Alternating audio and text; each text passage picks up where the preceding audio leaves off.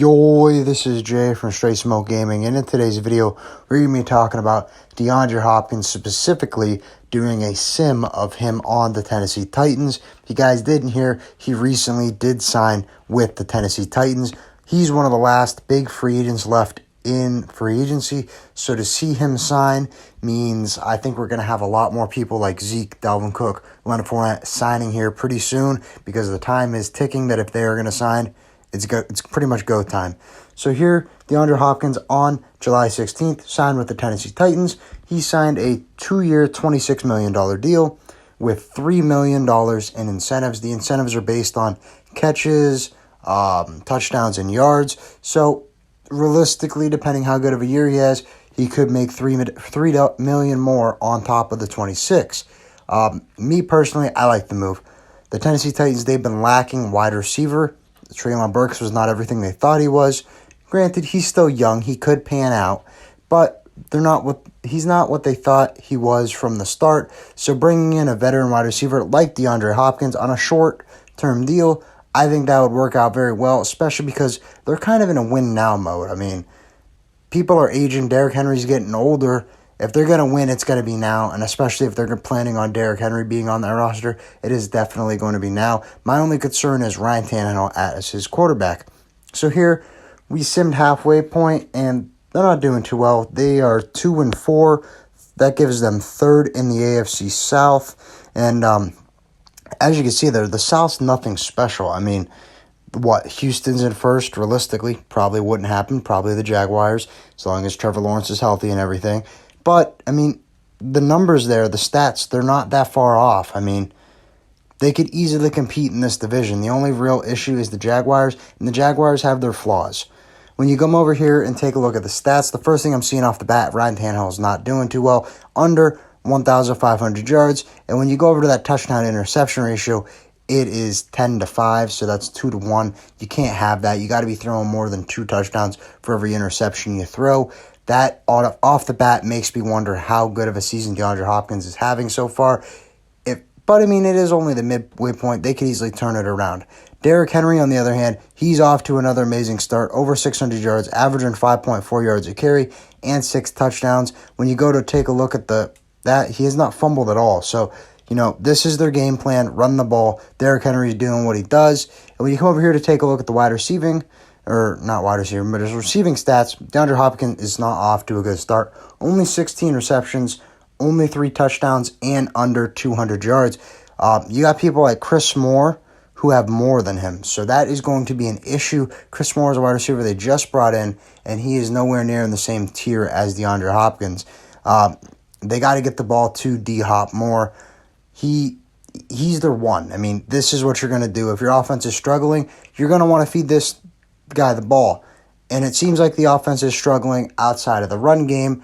So maybe take some of those targets away from Chris Moore and give them to D-Hop. I mean, when you have your number one wide receiver with under 200 yards and only 3 touchdowns, granted the 3 touchdowns could be okay. Maybe you get down in the red zone, you give the ball to your running back. Perfectly makes sense. I get that. But he's got to have more than 16 receptions, and he's got to have more than 190 yards. And when you take a look at the downs played, he's played the most downs. So they're just not using him right is what it's looking like to me. So through the first halfway point, they got to get D-Hop more involved, especially if they want to be more successful. You cannot be relying on Chris Moore to run your offense. I mean, hey, we seen the Texans do that last year. How well did that go for them? Didn't go too well. They ended up with the 2nd overall pick. So you got to lean on your playmakers, and the playmakers of this offense is DeAndre Hopkins and Derrick Henry. Granted, quarterback play could be better. If quarterback play is not good, I could easily see Tannehill losing his job. At the end of the season, they really did not turn it around. They finished 7-10, giving them 3rd in the AFC South, missing the playoffs. So yeah, I mean, like I was saying, if it does go like this, I do fully expect Will Levis or Malik Willis to get a chance, because taking a look at Tannehill's stats, they were not good. 4,000, barely over that, and you have, a 61 completion percentage? That's not that good. And when you're taking a look at the touchdown to interception ratio, 21-10, that's pretty much the same ratio we had at the midway point. That's almost a 2-1, maybe a little bit higher because he has 21 instead of 20 touchdowns. So Not too good of a season for Tannehill. When you take a look at Derrick Henry, he led the league in rushing with over 1,600 yards. He averaged 5 yards a carry, 13 touchdowns, and did not fumble the ball. I mean, there's no doubt about it. This is their game plan. But the key thing to remember is you got to run the ball to set up the pass. So when you're running the ball that good, you would think they have a good pass game. And DeAndre Hopkins should hypothetically help that. But when you take a look at his stats, not so much. Only 59 catches, 875 yards, and 3 touchdowns. The average per catch, almost 15. That's pretty good, but you're going to want to get your star receiver more than 59 catches. Sometimes you got to force feed the guy the ball. And like I was saying, you got to run the ball to set up the pass. And when you're running the ball as efficiently as them, there is no reason to have these bad numbers, especially with a top receiver like Dhop. So that leads me to believe that these struggles are mainly on the quarterback play. And like I was saying earlier, they took Will Levis in the second round. They took Malik Willis in the second or third round. They're going to give these guys a chance. Malik Willis really didn't get a fair shake last year. So with D-Hop, I mean, we've seen what this happens when you get a number one wide receiver. We've seen Josh Allen take a step. We've seen Jalen Hurts take a step. If these guys start with a number one wide receiver, it could be a completely different story. I like the move. That's all we got for the sim.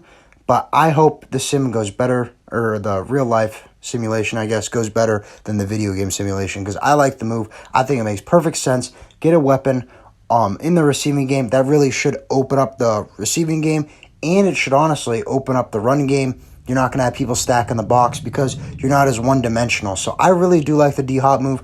I hope the simulation is not an accurate representation of what will happen, because I really do like the move. I think Treylon Burks has a good year. I think Derrick Henry and D-Hop all have good years. But that's all we got in this one. If you enjoyed, please remember to like and sub for more Madden, GTA, and Red Dead content. We'll see you in the next video. Bye, guys.